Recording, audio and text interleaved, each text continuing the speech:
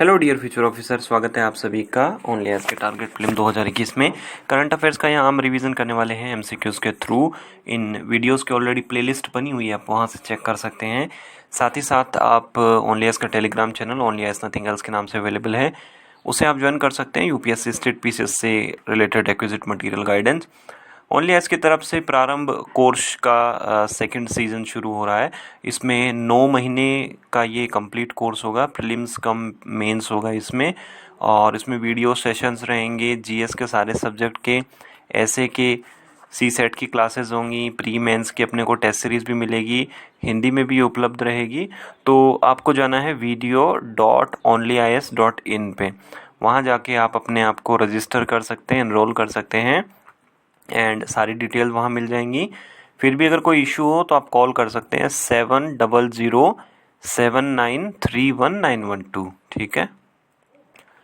Question number 1 में दिया हुआ है कि भारतमाला जो स्कीम है उससे रिलेटेड अपने को 2 स्टेटमेंट दिए। पहले में बोला है कि ये एक अम्ब्रेला स्कीम है जिसमें हम स्टेट की जो रोड्स हैं उनको डेवलप करेंगे, कोस्टल बॉर्डर एरियाज़ को डेवलप करेंगे, जो नॉन मेजर पोर्ट्स हैं उनको हम डेवलप करेंगे।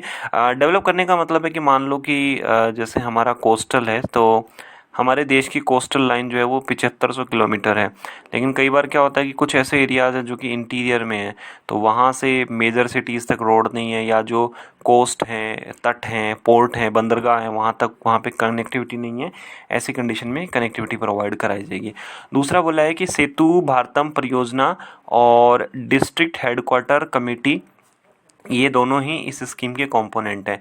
तो ये बिल्कुल सही हो जाएगा कि भारतमाला के अंदर हम लोग जो है वो कनेक्टिविटी प्रोवाइड कराने की कोशिश कर रहे हैं। कई बार हमने देखा है कि कुछ ऐसे गांव होते हैं जहाँ पे अच्छी अच्छी चीज़ें मिलती है। लाइक कोई गांव ऐसा है कि जहाँ पे वेजिटेबल का बहुत अच्छा प्रोडक्शन होता है, बट अब गांव में कोई सब्जी कौन खरीदेगा, उसे तो सिटी में लेके जाना पड़ेगा, शहर में लेके जाना पड़ेगा। इसलिए हम सड़कें वगैरह वो सब बना रहे हैं।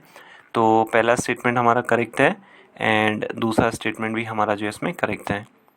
हिंदी में आप इसे यहाँ देख पाएंगे।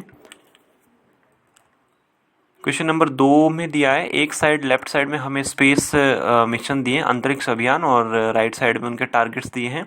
ओसिरिक्स से रिलेटेड रेक्स बेनू, हायाबुसा 2 से प्रोक्सिमा सेंचुरी जो हमारा तारा है, एंड चांगी 5 को दिया है राइगू एस्टेरॉयड। ठीक है, तो इसमें कौन सा सही होगा? देखो, ओसिरिक्स जो है वो एस्टेरॉयड बेनू से रिलेटेड है। जो एस्टेरॉयड हम होता है उसको हम उल्कापिंड बोलते हैं शायद। ठीक है, तो ये उससे रिलेटेड है ओसिरिक्स। बाकी चांगे 5 जो मिशन है वो राइगू से रिलेटेड नहीं है, ये चाइना का मिशन है, लूनार मिशन, चंद्रमा से रिलेटेड। तो तीसरा अपना कैंसिल आउट हो जाता है, तो अपने पास ऑप्शन नंबर ए बचता है यहाँ पे। तो ओसिरिक्स बहुत एक बड़ा सा नाम है, ये एक शॉर्ट फॉर्म में दिया हुआ है, इसको एक्रोनिम दिया हुआ है, एंड ये अपने बेनू से रिलेटेड है। ठीक है, जहाँ तक हायाबुसा की बात है तो हायाबुसा जो है वो एस्टेरॉयड राइगू से रिलेटेड है, ये जाक्सा जापानी एजेंसी से रिलेटेड है।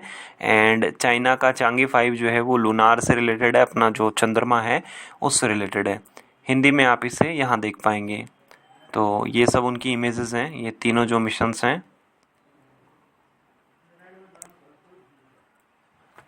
क्वेश्चन नंबर 3 अगेन जो है हमारा जियोग्राफी से देख सकते हैं, स्पेस साइंस टेक से रिलेटेड है। पहले में हमें बोला है कि जो एस्टेरॉइड्स होते हैं, जो हमारे क्षुद्र ग्रह होते हैं, वो किसी प्लेनेट ग्रह से छोटे होते हैं, लेकिन मीटोराइड जो होते हैं उल्कापिंड उनसे बड़े होते हैं। ठीक है, एंड दूसरे में बोला है कि कॉमेट्स जो होते हैं, धूमकेतु, वो स्मॉल रॉकी बॉडी होते हैं और ये सूर्य के चारों ओर चक्कर लगाते हैं।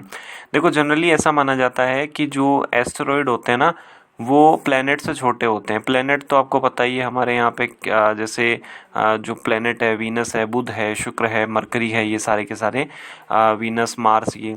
तो एस्टेरॉइड जो है वो बीच में कहीं होता है, मीटोराइड से थोड़ा बड़ा होता है लेकिन प्लेनेट से छोटा होता है। जहाँ तक कॉमेट की बात है तो कॉमेट कोई रॉकी बॉडी नहीं होते हैं, कोई चट्टानों से मिलकर नहीं बने होते हैं। कॉमेट जो है वेपर से बने होते हैं, आइस से, बर्फ से बने होते हैं, वास्प से बने होते हैं, और ये सन के अराउंड ऑर्बिट करते रहते हैं। तो ये दूसरा स्टेटमेंट जो है वो आधा ही करेक्ट है, बाकी इसमें पहला स्टेटमेंट जो है वो अपना करेक्ट हो गया। तो ऑप्शन नंबर ए हमारा सही हो गया, 1 ओनली। तो यहाँ पे हम लोग देख सकते हैं एस्टेरॉयड के बारे में कि जनरली प्लेनेट से छोटे होते हैं, लेकिन ये जो है हमारे क्या बोलते हैं, इनसे छोटे, एस्टेरॉयड से बड़े होते हैं, ठीक है। और दूसरा हमारा गलत है यहाँ पे। हिंदी में आप इसे यहाँ देख पाएंगे।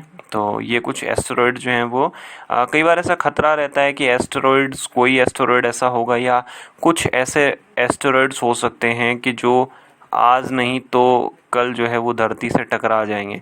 इसलिए हम लोग ये कोशिश भी कर रहे हैं कि धरती को, हमारी जो अर्थ है, पृथ्वी को हम कैसे प्रोटेक्ट करें, कैसे सुरक्षित करें इन क्षुद्र ग्रहों के हमलों से।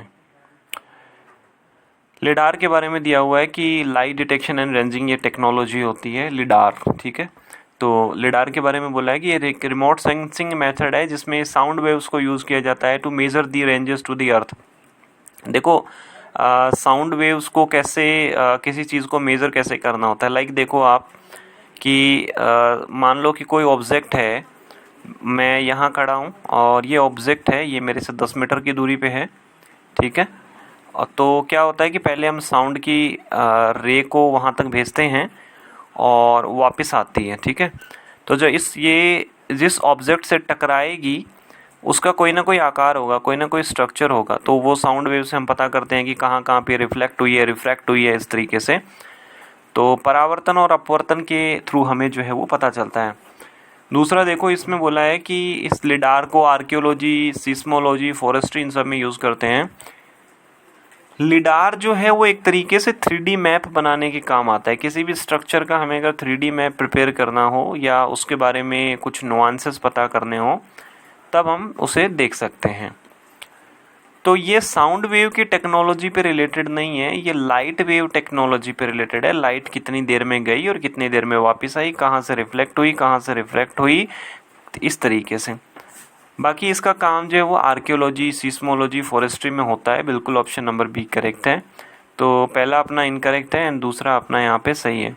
तो आजकल इसका बहुत ज़्यादा यूज़ हो रहा है। जो फॉरेस्ट वगैरह होते हैं, जैसे अमेजन के जंगल हैं, अब अमेजन के जंगल हैं या अपने छत्तीसगढ़ में जो दंडकारण्य हैं, इस तरह के जहाँ जंगल हैं जहाँ हम ह्यूमनली ये पॉसिबल नहीं हो पाता है कि हम जा पाएँ, बहुत ख़तरा रहता है जंगली जीव जंतुओं का, तो वहाँ पे भी इसे यूज़ किया जाता है।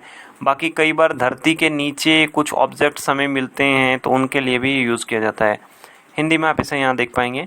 तो ये आप ये देखो, ये राष्ट्रपति भवन है हमारा जो है, सॉरी ये राष्ट्रपति भवन शायद ये यूएस, ये जो पिक्चर है वो यूएसए के शायद कैपिटल हिल की फ़ोटो है। तो वहाँ पे कुछ इस तरीके से हम लोग देख सकते हैं कि ये लिडार मैप के थ्रू एक इमेज प्रिपेयर की हुई है, ठीक है। तो इस तरीके से ये इमेजिंग के काम आता है। क्वेश्चन नंबर 5 में अगर हम लोग देखें तो एक तरफ हमें फेस्टिवल्स के बारे में दिया है और दूसरी तरफ हमारे एसोसिएटेड रीजन है। जल्लीकट्टू कर्नाटक से रिलेटेड है, कंबाला तमिलनाडु से, जतिंगा असम से। बहुत इजी सा क्वेश्चन है। जल्लीकट्टू देखो कर्नाटक से रिलेटेड नहीं है, तमिलनाडु से है। कंबाला जो है वो तमिलनाडु से रिलेटेड नहीं है। जतिंगा की बात है, ऑप्शन नंबर सी करेक्ट हो गया 3। तो जल्लीकट्टू जो पोंगल पे मनाया जाता है, कंबाला कर्नाटका का है, और दोनों में ही एक तरीके से होता है कि बफलो की रेस होती है, सॉरी इसमें बफलो की होती है और उसमें बैल यानी कि बुल की होती है जल्लीकट्टू के अंदर। और बाकी जतिंगा वैली, ये जो जतिंगा जो अपना फेस्टिवल है वो जतिंगा वैली, जतिंगा घाटी से रिलेटेड है। ये असम के अंदर एक जगह है, एक हिली एरिया है, पहाड़ी इलाका है, जहाँ पे बहुत सारे बर्ड्स जो हैं वो सितंबर से नवंबर के महीने में आते हैं और उसी को देखते हुए जतिंगा फेस्टिवल वहाँ मनाया जाता है। हिंदी में आप इसे यहाँ देख पाएंगे। तो ये जतिंगा फेस्टिवल से रिलेटेड एक इमेज है। एंड आज आपकी परफॉर्मेंस कैसी रही, कितने सही हुए, कितने आपके आज गलत हुए, इन सब के बारे में आप ज़रूर लिखिएगा। ओनली एज से जुड़े रहने के लिए आप सभी लोगों का बहुत बहुत धन्यवाद। आपका दिन मंगलमय हो। Hello dear